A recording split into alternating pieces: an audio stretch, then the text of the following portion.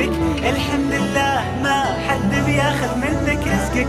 هدي وارتاح تابر واطمح من حقك.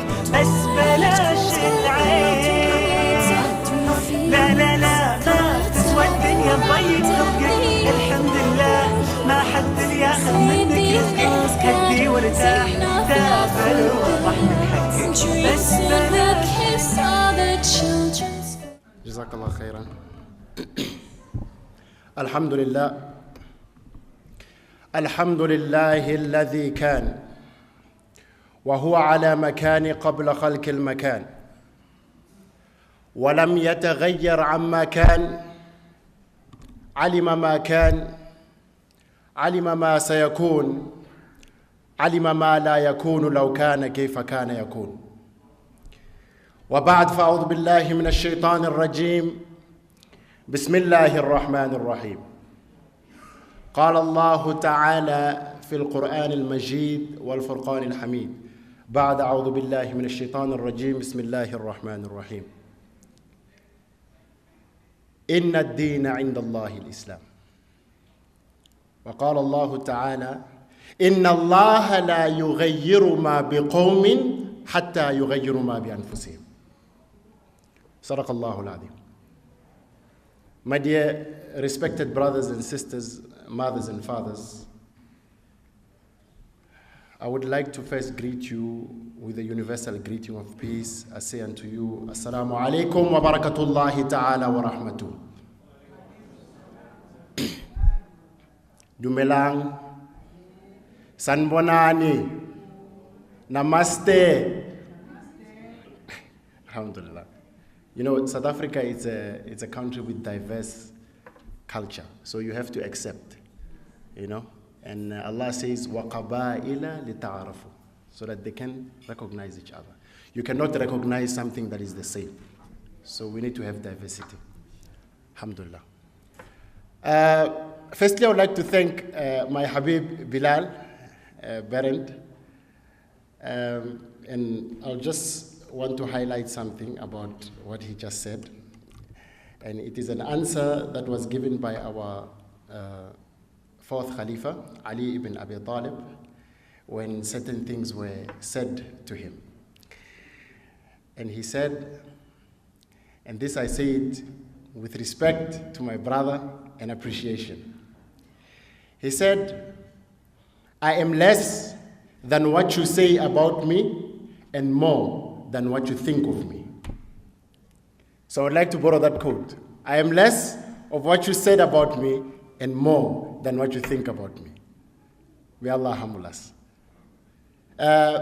Firstly, we would like to thank Allah subhanahu wa ta'ala for the opportunity, and I would like to apologize for the inconvenience that has happened.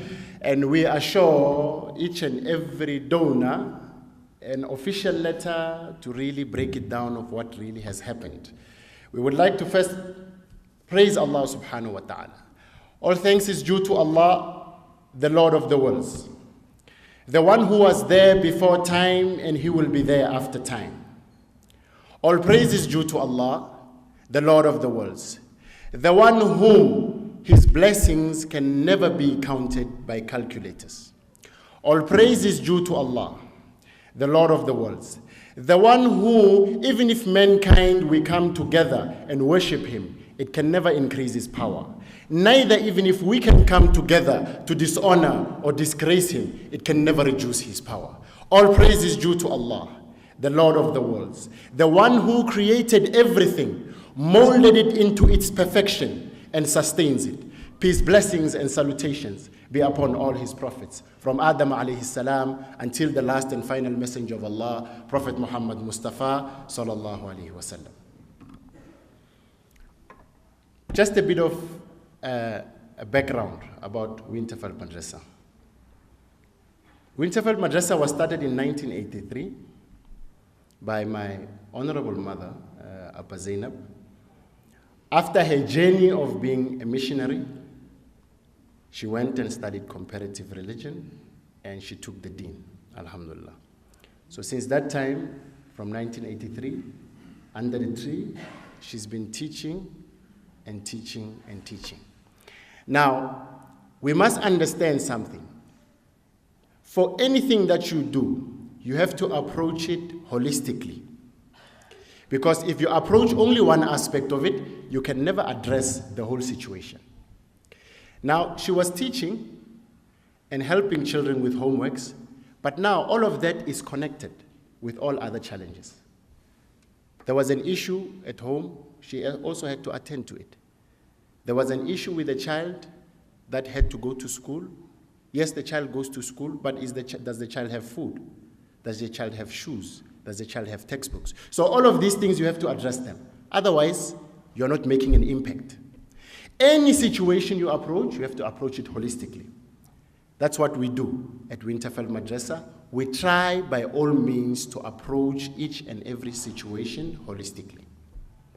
Now, from that time until now, we have got our students. To be exact, we have 143 from the last register that I checked. 143 children within the madrasa. And they are coming in the center and learning. Both, they do their assignments and everything. But also we try to address other challenges within the community. Now, I'm going to move towards that side and hopefully use the PowerPoint to show you what is the situation in Winterveldt, what does it entail, and how we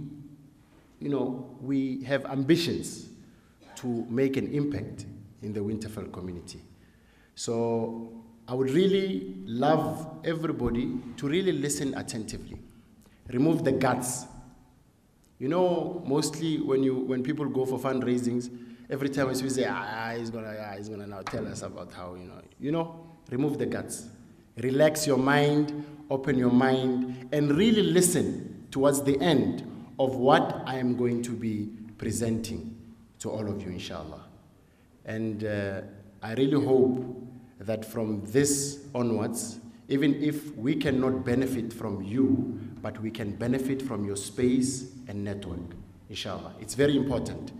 I don't have enough capacity to do certain things, but I make sure that the institution benefits from the space that I move around in.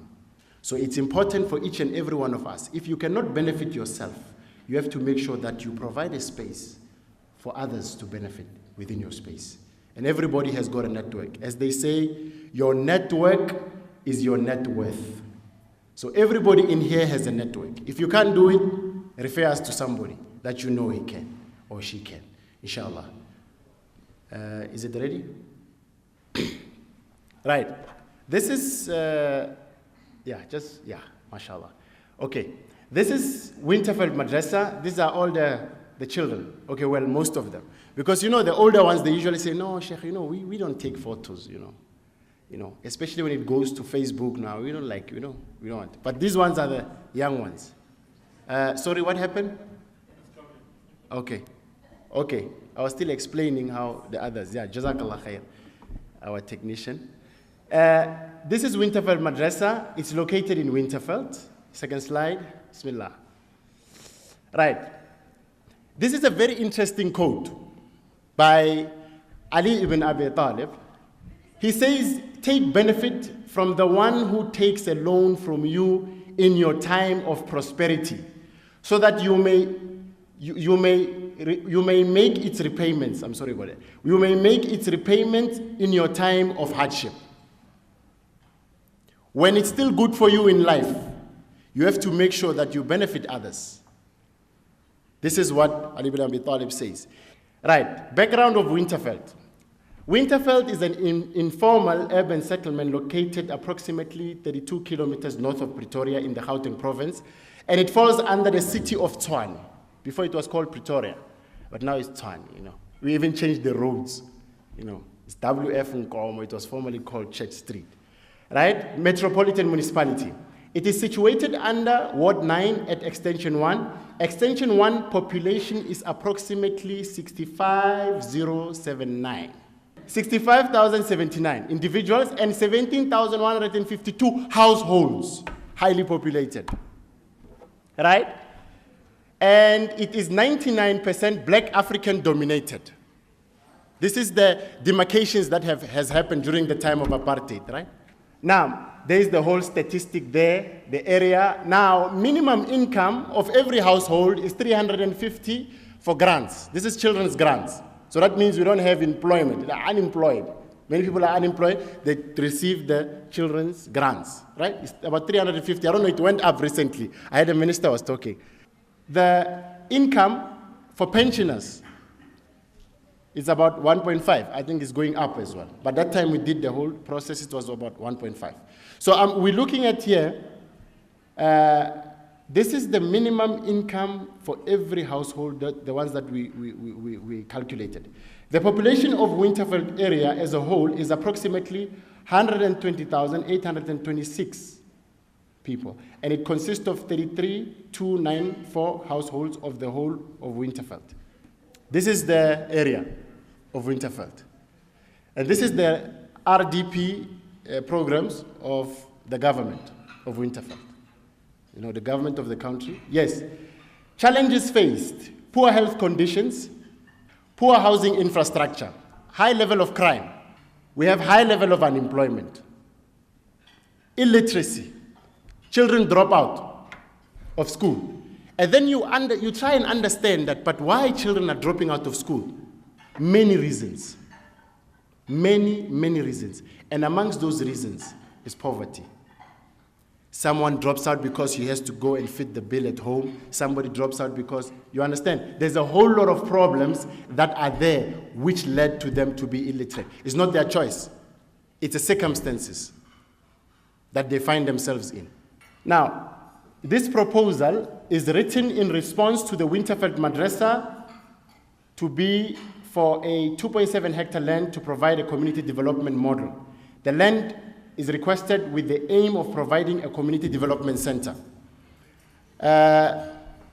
Now, we saw all of these problems, and we tried and assessed them, and we approached the government.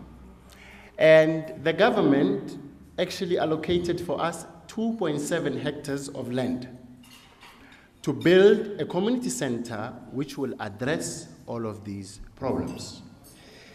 They say we will let the games begin. You know, this is the part that is interesting, the solution part. We have diagnosed the problem, right? Now is the solution part. Now, initially we had an idea around the 2.7 hectare land. Faddal. Right. The community center will have 7 critical activities. The following are identified as critical activities for the development of the community center to be a community development facility. A community hall, skills development facility, and then we have a clinic, and then we have a mosque, library, agricultural initiative, and a shopping complex. The aims for the Winterveldt Community Center is to reduce poverty, reduce unemployment, improve health system, defeat illiteracy and crime, housing development in the long run. Inshallah. Can you say inshallah? Yeah, project preamble. The community is in dire need for community development programs and infrastructure. As I have explained to you, I'm sure you get the picture. Lack of socio-economic opportunities, as I explained, I'm sure you get the picture. There is a need for a holistic community center. Now, the vision is to provide and facilitate a community center model that will ensure suitable living, economic development, and create sustainable jobs. To provide support that will translate into a solid and collective community initiative. It will possess creation of employment as well as accessibility to several activities. Right? Learning or aftercare center, safety of children. This is what we are assuring as Winterveldt Madrasa. Safety of children after school is assured at the center. Shortage of books and stationery must be solved by providing books from the center. Voluntarily work for young people to help pupils do their homework and reading programs. Right, learning center communication objectives. To provide access to books that are short at the schools to the community, to provide conducive area of study for learners and students. Identified problems, lack of books for students and learners. As some of the Winterveldt community members stay in confined condition, we must be an institution of hope. This is the community center that we envision for the community. So you have a mosque right at the bottom. Where's that mic? We have a mosque right at the bottom, right? Maybe you can see with the two minaras, you know? We have a mosque there at the bottom, right? Next. Go back. Okay, we have a mosque there. We have a shopping center on the other side. We have a clinic there. We have a community hall at the back. We have a skills development facility on the other side. We have detailed plans and all of that, projections and all of that. But this is just the summary. Jazakallah khair. I think my presentation ends here. Please forgive me if I've taken too much of your time. By the way, now I have to continue also as an MC somehow, you know, inshallah.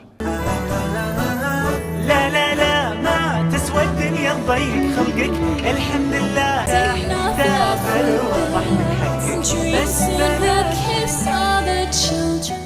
Right, this is Sheikh Ibrahim Etsko Skutema. He is the founder of Etsko Skutema Associate, a business consulting company.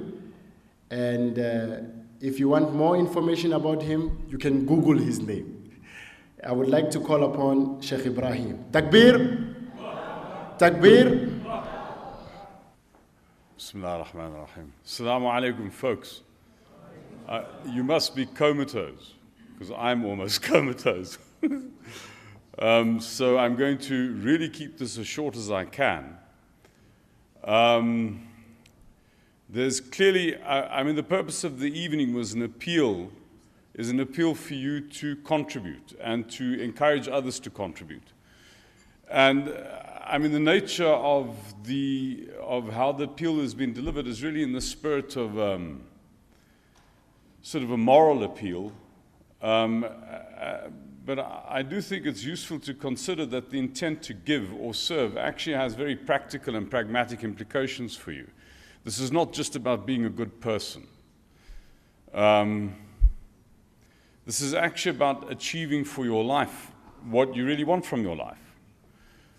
I mean, if you asked yourself, what do you want from your life? What do you, what do you aspire to? Most people, if you ask them that question, you'll get 4 classes of answers. In the first instance, people will say, well, I'd like to have at least earn a living and be able to support my family and put the kids through school. And these are kind of, if you like, themes relating to the issue of security, and very specifically material security. And the second theme that people would refer to is, well, I'd also like to have some sense of satisfaction or fulfillment or kind of challenge or learning in my day-to-day life. And you can call that second theme fulfillment. The third theme is really about our own need for significance, because we all have such a need. I've yet to find the person in my life who is entirely comfortable with the idea of dying a nobody. I don't know if you are. Maybe you're angelic, but I'm not. Most of us want to die somebody. Most of us want to be significant in the eyes of others. This intent you can call an intent to power. An intent, it's a competitive thing. It's about rising above other people. And then the last thing that's important to us is a sense of kind of, making a contribution to the world that we're in, making the world a better place, serving others. And you can call this theme a theme of harmony, which basically means to say if you interrogate your own aspiration and what you really want from your life, you can pull 4 categories out of that: security, fulfillment, power, and harmony. And those 4 categories are reasonably consistent. I've just kind of demonstrated that myself in many countries throughout the world, in the Orient, in the West, wherever you go. Similar themes. Now, what doesn't occur to people is that those 4 things are actually the product not of things that they get from the world, but they're actually the product of how their intent operates. I mean, even if you think about the thing of security, if you say people, what's going to give you the security that you want? People think, well, if I get a good job, or I have a bank account, or I have some assets, And, but, you know, that's not going to kind of scratch the itch, if you like, because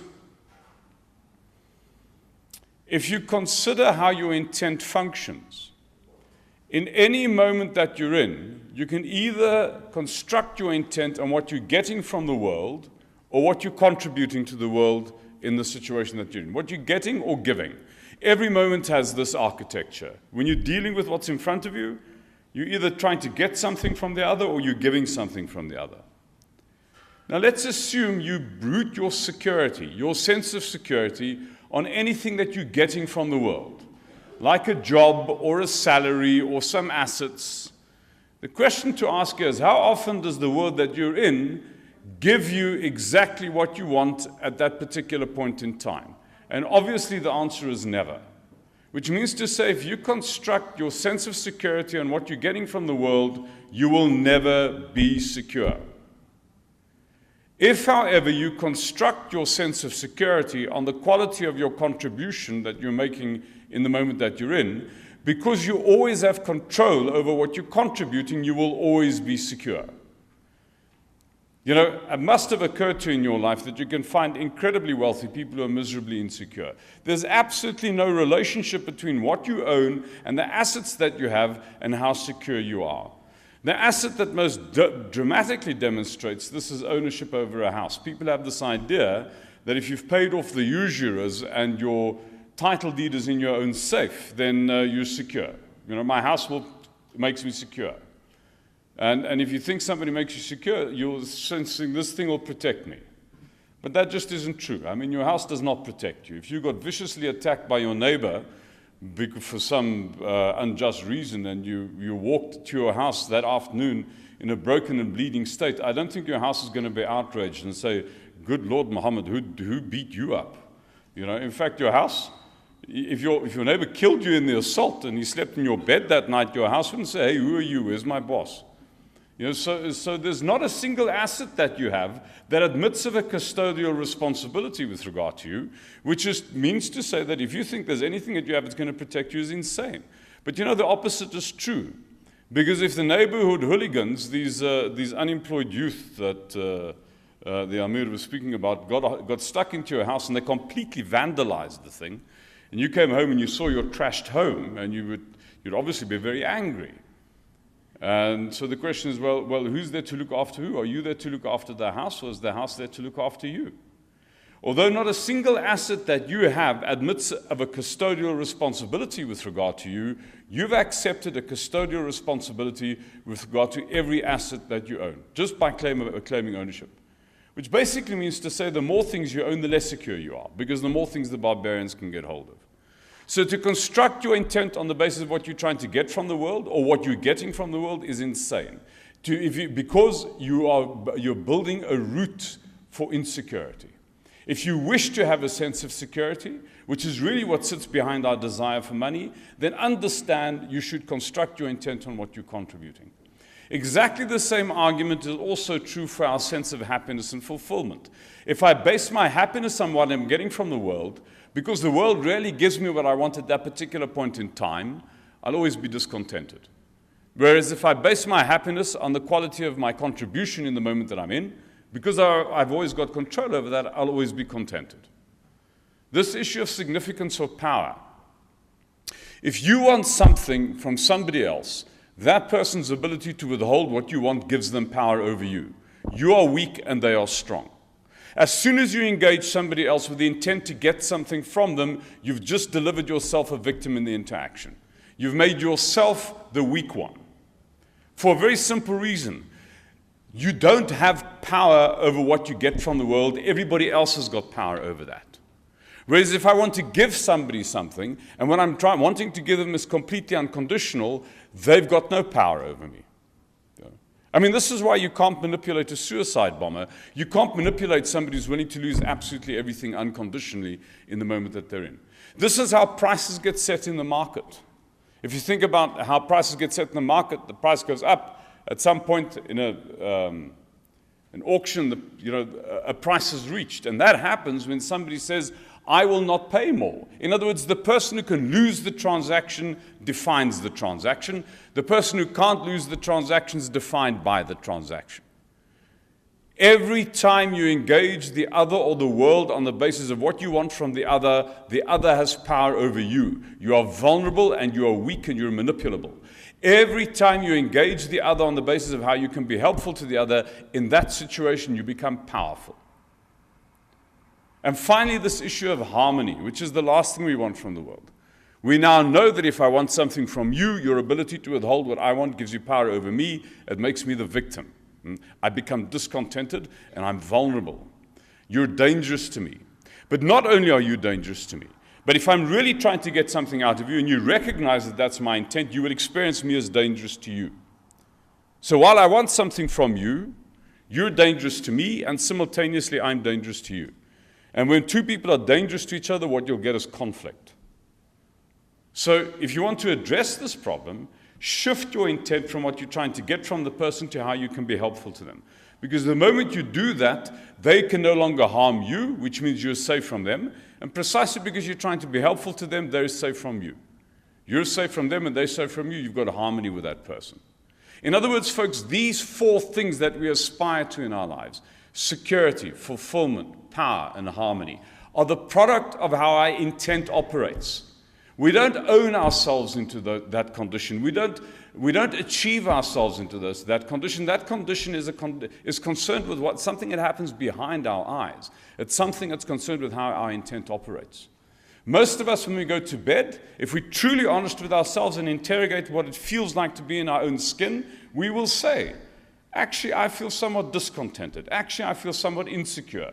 Actually, I feel somewhat of a victim. Actually, I feel somewhat in conflict with the world around me. And the critical problem is that we blame the world. That experience that you have of being in your own skin is your own product. Not only do you manufacture what it feels like to be you, you actually manufacture the world that you're in. Because we know every time you engage the other on the basis of what you want from that person, the transactional equation of that turns into conflict. So if you've got 30 engagements with other people in the course of a day, and in every engagement you're trying to get something out of them, each one of those engagements will be a conflict story, which means when you go to bed that night and you reflect on your world, your comment is going to be basically, that you live in a horrible world, which is perfectly true. In fact, legitimately so. They are all out to get you. If you construct your engagement with the world on the basis of how you can be helpful, and you do that engagement by engagement, each one of those engagements turn into a story of harmony. Which means when you lie in bed that night and reflect on the world that you're in, your comment on the world is that my world is my ally. It is my friend. Being here to serve, being here to give, is not about becoming a saintly, magnanimous, moral person. It's a deeply practical problem. Because when you are not here to serve and you're not here to give, you develop for yourself a sense of insecurity, discontentment, victimhood, and conflict with the world around you. You don't have an interest in that. Your magnanimity is not about it's about your own highest interest. This is what it means to say that Allah does not change the condition of a people until they change what is in themselves. He will not change your condition until you change your intent. The last word I want to make about this is that we have to understand that all of us are supremely accountable for both what it feels like to be ourselves and for the world that we're in. We've got to be very careful of a historically based narrative that might have legitimacy, which underscores a sense of victimhood and a sense of entitlement and accusation. Because that victimhood, entitlement, and accusation makes the problem the other. And the problem is never the other. Allah subhanahu wa ta'ala is supremely just. The problem is always you, and the problem is always your intent. You are judged on the basis of your intent. Your life is valued on the basis of your intent. The experience of the life that you have and the experience of the world that you're in is a product of how your intent operates. You cannot blame anybody else. Thank you very much. Assalamu alaikum. لا لا لا ضيق خلقك. الحمد لله